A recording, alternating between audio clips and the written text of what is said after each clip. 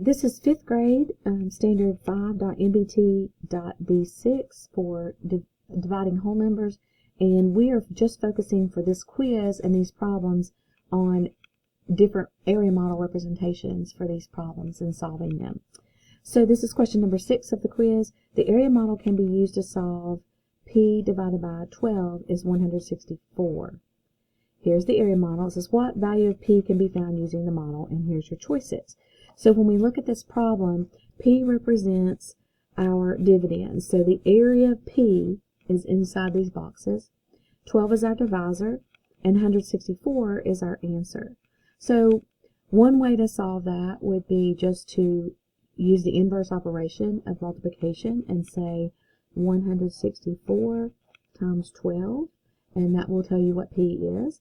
Or you can use these, look like easy to compute problems here because of the values. So 100 times 12 is 1200.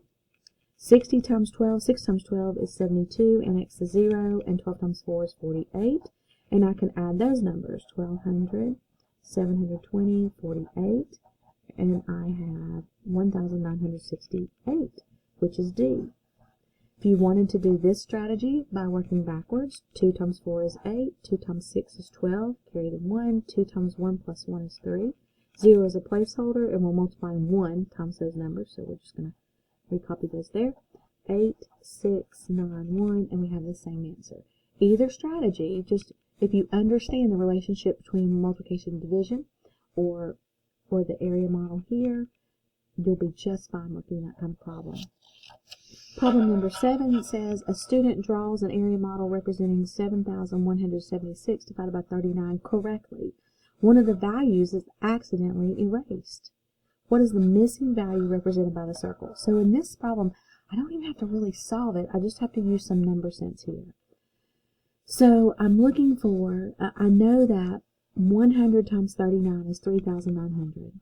Some number times 39 is 3,120. And 4 times 39 is 156. Well, these are my answer choices.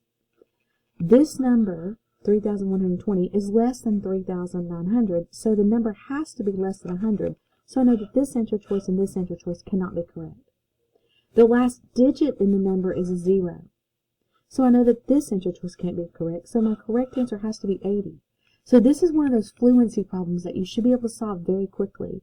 But just to make you feel better and myself feel better, we're going to go ahead and multiply out 39 times 80, and I like to write it like that sometimes. So I put an x my 0, and 8 times 9 is 72, carry the 7, 8 times 3 is 24, 24 plus 7 is 31. So there's the missing value. And so 80 was the correct answer.